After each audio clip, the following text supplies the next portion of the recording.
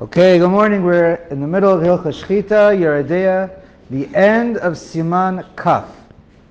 Okay, we are in Seif Daled. Okay, basically we're speaking about the Makom HaShchita. So we aim for the middle of the neck. And the question is, do you have to hold the Simanim when you cut them? Okay, so Daled.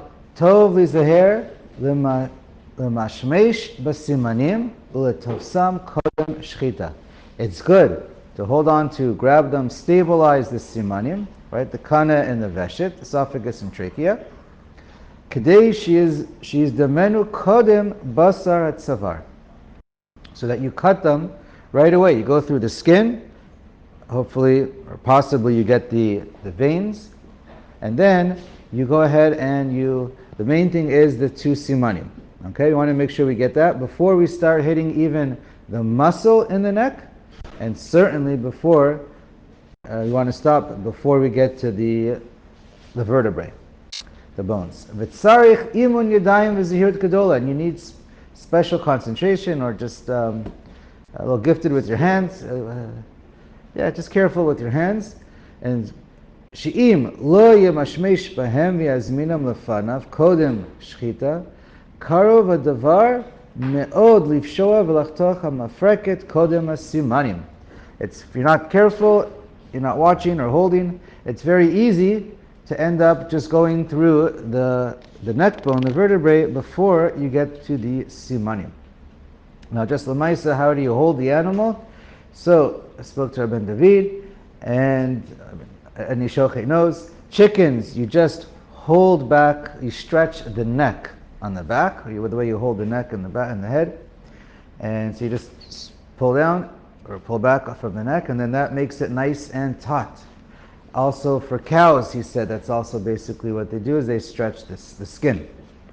Then when it comes to sheep, they always hold the simanim, they move around more. Pigeons, they're on both sides. One siman is on each right and left side, so that you need to hold, and I'm not sure if they push them together or exactly how they do that. I've never done one.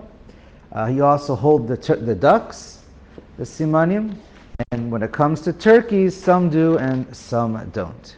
Okay, Siman Kaf Aleph. Shiur Shchita b'kamuta. How much do we cut? Aleph, Seif Aleph. Kamahu Shiur HaShchita. How much do we cut in the shchita, in the neck? Hakana ve'aveshet. Shchita hame'ula. The ideal, best, proper way to do shchita is shiechtechu shnehem bein v'behema bein ba'of. You cut there's two simanim. You want to cut both of them completely, all the way through, and it doesn't matter what kind of animal or bird. That's how you do it. Lazeh itkaven, and that's the kavana that you have, hashochet, when he shechts. He's aiming for both and all of them. V'im shachat rov echad mehem ba'of. Now, this is usually how we would call it bediavad. If it turns out when you check the animal, you have to check to make sure that you got them. That's number one. Now you're going to see how much of it you shechted. So you want to make sure you get at least the majority, 51%. Kechuta Sara makes it the majority. We're going to see that. You just have to get 51% of at least one of the two simanim for a chicken. V'rov shnayim v'behema u'bechaya. And you must get 51% or more of each of both simanim. That's for an animal, behema or a chaya, and then shchita to kshera, and the shchita is going to be kosher. Ubilvad then sheyim dedu oto v'yimtzeu she'anishchatu rov. V'kevan shematzu she'anishchat yoter michetzi afilu kechuta se'ara dayo. So after you check, as long as it's more than half, even by a hair, that's enough, and it's 100%. At this point now, it's like 100% lechatchila, you can eat it. It's 100% kshera, no questions. Just a 2-second digression here. Here might be the one and only example where in a din de araisa, we talk about lechatchila bediavad. So I'm sure we're all familiar. There's a famous Tosfos Gittin in the bottom of Gittin Gimel Amud Beis. He writes, whenever you have a din d'oraisa, there's no concept of lechatchila b'diavad. There's the right way and the wrong way. There's kshera or psula. If this is an exception or not, that's a question. Some say based on the Rambam, since he calls it a mitzvah, he holds maybe there is.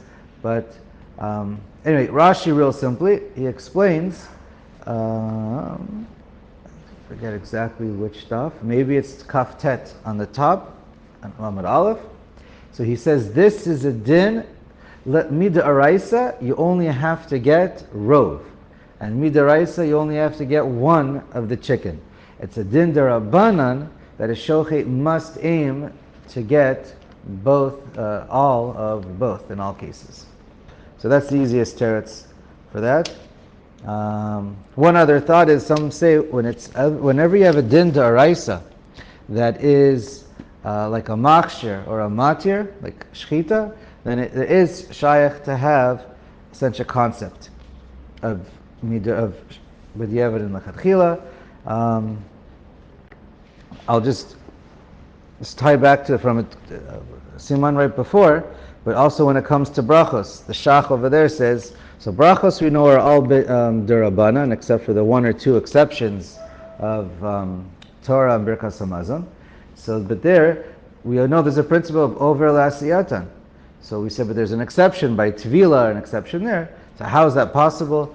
Because hem gazru v'hem gazru.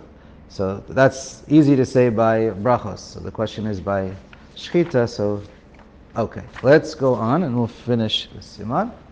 Bet. Im shachad behema echad kulo v'chetzi hasheni. Sorry. You're shachting an animal. Ha'echad kulo v'chetzi hasheni. So you have two simanim. One of them you got completely through. One of them you only got halfway through. Uba'of shnei chetzei simanim. And with the chicken, you get 50% on both of them. It's 100% psula, 100%, because it must be rov. And if you didn't get rov, you didn't get anything. Okay. Right. Gimel. Lo shachat rov asiman makom echad. Let's say you didn't get the most of the siman in exactly one cut in one spot of the trachea or esophagus. Kegon.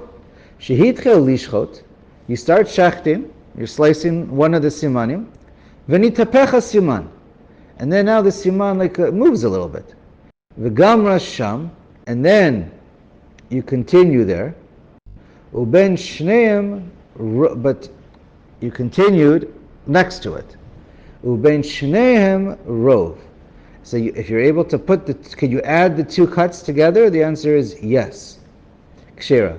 We're going to qualify this in a moment. Bein v'kana bein beveshet. Doesn't matter if trachea or esophagus. You can add two cuts together.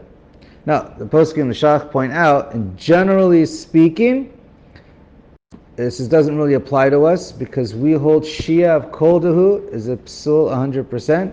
We consider it like an avela. We don't if you take a break in the middle. So the question is over here. If you look, okay. So I've never seen two shachtim. We're going to get to that case over here. One of those cases probably lo ya v'lo yeh, but maybe. Okay. There is discussion in the Be'er Heitev exactly if you know for sure you didn't do Shia, you didn't pause, but you ended up with two cuts next to each other. So so machlokes there. We'll leave that. Okay. Now let's keep reading.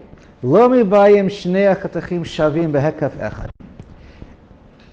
It doesn't have to be that the two cuts are on the same plane, right? Certainly if they're on the same plane, you can add them together, right?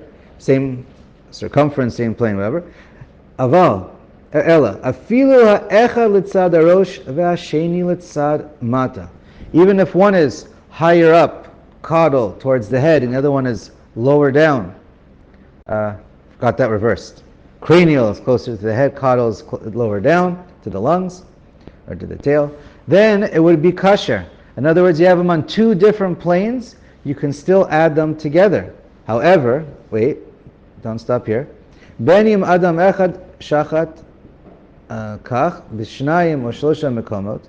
Whether it's one person who made 2-3 cuts on one animal without doing a shia, bein sheshachtu shnayim b'shnei sakinim, or if you have two people cutting at the same time, right?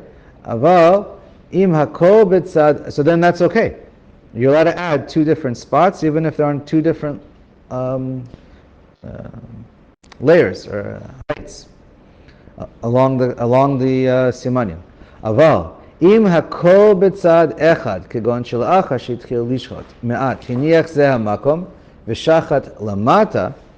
But if both cuts are exactly lined up to each other, one is right below each other or higher or below, then you can't add.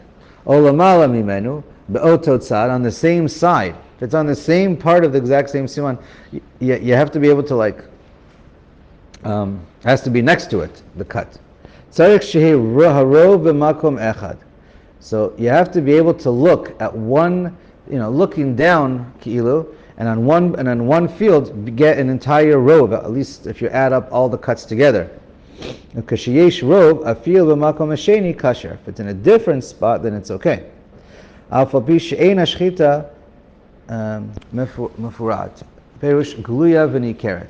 though it's not so obvious, you're allowed to take a look and see what works. Okay.